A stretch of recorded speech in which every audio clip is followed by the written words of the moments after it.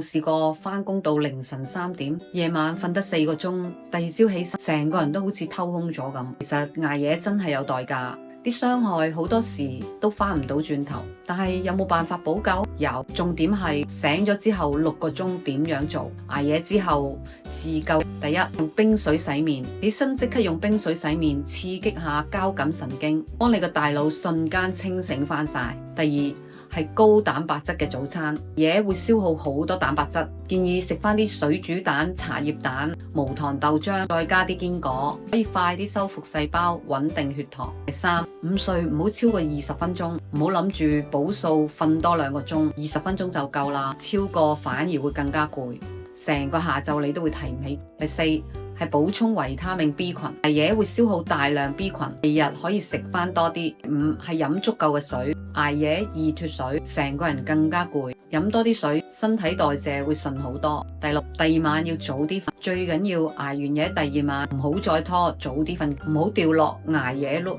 最後要提醒，呢啲都係補救，唔鼓勵捱夜。無論你有幾多成就，好健康，身體都係享受唔到。記得 share 呢條片俾身邊夜貓一族一齊守住健康，管理健康，療癒心靈，歡迎私信迪安。